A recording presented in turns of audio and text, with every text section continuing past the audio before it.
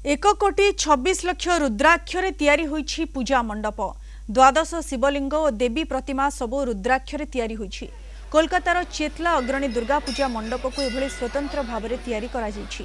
पश्चिमबंगर विशिष्ट साहित्यिक जन्म शतवर्ष उपलक्षे ଏହି मंडप को उत्सर्ग करा जायछि।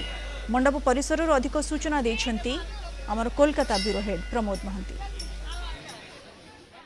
आमे आसी पहुंचीचु कोलकातार अन्यतम चर्चित दुर्गा पूजा चेतला अग्रणी। आमे देखा पाउछन्ती एही मंडप देखिबा लक्ष लक्ष श्रद्धालु कार्यत जनप्लावन घटी एवं यही मंडपर थीम रखा जाइए अमृतर संधान एवं यही जे मंडप तैयारी होइछि सेतिरे 1,26,00,000 रुद्राक्ष विनियोग करा जाइछि। आमे जानती जे यही रुद्राक्षर जो विशेषता एवं जो यही रुद्राक्ष यही मंडपर विभिन्न भाव दर्शा जाइथिबारु यहाकु दर्शक माने अनुभव करछन्ती एवं यार अंतकरण रे थिबा विभिन्न रूप रेखा को से माने मन निज मन रे नेउछन्ती एवं प्रतिटी क्षेत्र रे जे रुद्राक्षर जो कला भास्कर्यर रूपरेखा मध्य देवत्वर जो प्रतिध्वनि एठारे ध्वनित होउछि ता देखिबा पाई सुनिबा पाई अनेक लोक भिड़ लगाइछन्ती। रुद्राक्ष को देखिबा पाई एवं रुद्राक्ष मध्य एभली एक कारुकार्य तैयारी करा जाय पारे एभली एक मंडप तैयारी करा जाय पारे ता देखिबा पाई प्रत्येक मन रे एक स्वतंत्र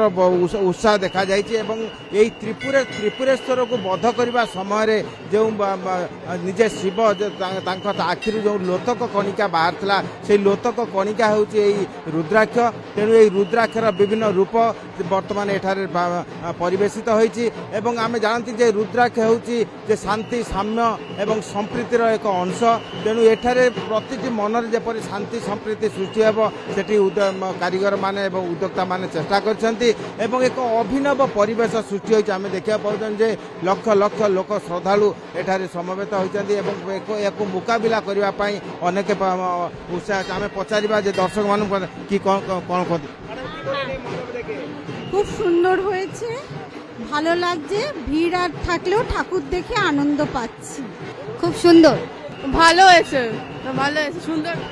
যে আবাଳ বৃদ্ধ বনিতা এই মণ্ডপ দেখিবা লোক ভিড় জমিছে এবং প্রত্যেক মନରେ এই যে মণ্ডপ নির্মাণের যে অভিনব চিন্তাধারা এবং এর মধ্যে ধর্ম সাহিত্য সংস্কৃতি যেপরি সন্নিবেশিত হয়েছে তাকে নেই প্রত্যেক প্রশংসা করছেন। আমি জানি যে সাহিত্যিক অমরেশ বসুঙ্ক শতবার্ষিকী চালুছি তেণু সেই শতবার্ষিকী উপলক্ষে এই মণ্ডপ কার্যত উৎসর্গ করা যাইছে এবং ইহা মধ্যে আমি জানি যে রাজ্যর প্রমুখ মন্ত্রী পৌরমন্ত্রী ফিরাদ হাকিম নেতৃত্বে এই মণ্ডপ তৈরি করা যাইছি।